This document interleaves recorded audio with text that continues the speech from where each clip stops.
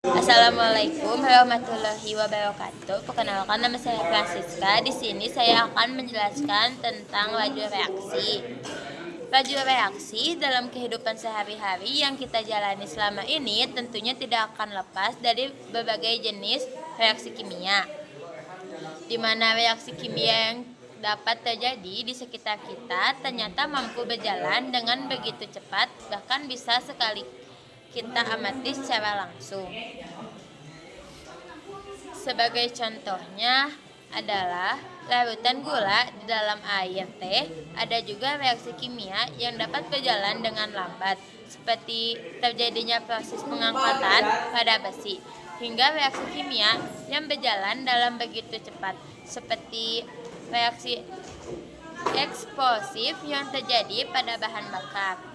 Tak hanya itu saja, pasalnya reaksi kimia juga ada yang berjalan dengan sangat lambat, seperti perubahan grafit menjadi intan. Lalu, laju reaksi juga bisa disebut sebagai perubahan konsentrasi reaktan atau produk persatuan waktunya, di mana besarnya laju reaksi bisa dilihat dari ukuran cepat lambatnya pada reaksi kimia yang terjadi. Seperti yang dijelaskan di awal, jika laju reaksi memiliki bentuk laju yang cukup cepat, dan bahkan ada juga laju reaksi yang mampu berjalan dengan sangat lambat. Namun, pada reaksi kimia, biasanya keberadaan dari laju reaksi akan berjalan dengan begitu cepat.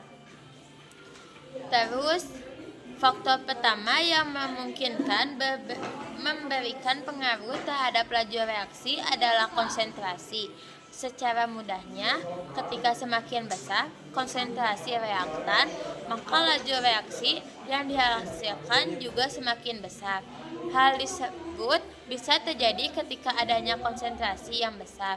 Selain itu, kondisi ini juga bisa menjadi tanda jika molekul-molekul dalam suatu zat juga semakin banyak.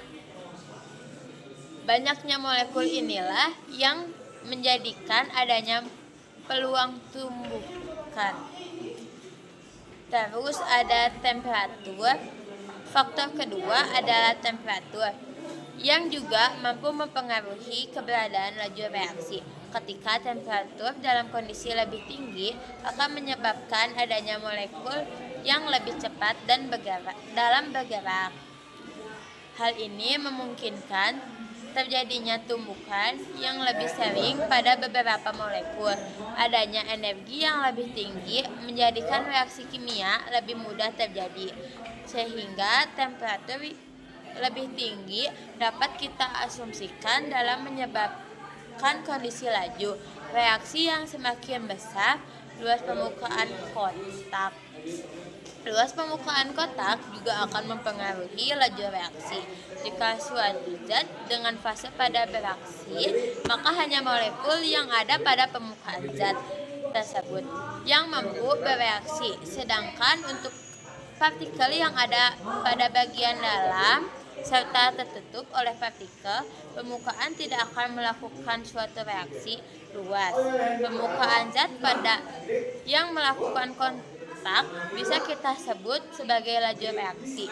Ketika luas permukaan kotak semakin tinggi, maka peluang zat untuk melakukan proses reaksi juga akan semakin tinggi, sehingga laju reaksi yang ia miliki juga akan berubah menjadi lebih cepat. Terus ada katalis. Katalis merupakan suatu zat yang dapat membantu suatu reaksi dapat berlangsung secara lebih cepat dengan kondisi penurunan energi, aktivasi reaksi, atau bahkan dengan mencari jalan lain. Reaktan akan bereaksi pada energi aktivasi sebagai energi yang menghalangi terjadinya proses reaksi. Ketika adanya proses penambahan katalis ke dalam suatu reaksi, maka energi menghalang akan berubah menjadi semakin kecil, sehingga membutuhkan energi yang lebih sedikit dengan suhu yang lebih rendah pula. Proses ini juga akan menjadikan terjadinya reaksi yang semakin cepat. Terus ada persamaan hukum laju. Apa itu hukum laju reaksi? Nah, dalam poin ini akan kita pelajari bersama mengenai hukum laju reaksi. Hukum laju reaksi adalah suatu persamaan yang mampu menghubungkan antara laju reaksi dengan konstanta laju dan juga konsentrasi reaktan. Secara satu, cara yang bisa digunakan untuk mempengaruhi konsentrasi reaktan terhadap laju reaksi adalah dengan menentukan bagaimana laju awal akan bergantung terhadap konsentrasi awal. Terus ada pengukuran laju yang dilakukan pada akhirnya akan menghasilkan hukum laju. Keberadaan dari hukum laju tersebut untuk reaksi yang menjelaskan lebih lanjut dalam konsentrasi laju dan juga konsentrasi reaktan. Ketergantungan laju pada konsentrasi ini akan menghasilkan order reaksi. Terus ada order reaksi. Order reaksi bisa diartikan sebagai perubahan konsentrasi terhadap perubahan laju.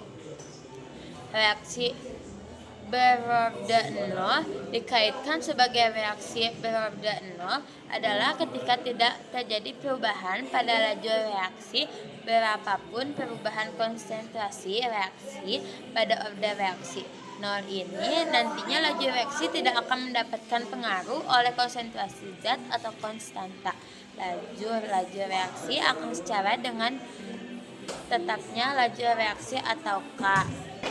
Sekian penjelasan dari saya. Wassalamualaikum warahmatullahi wabarakatuh.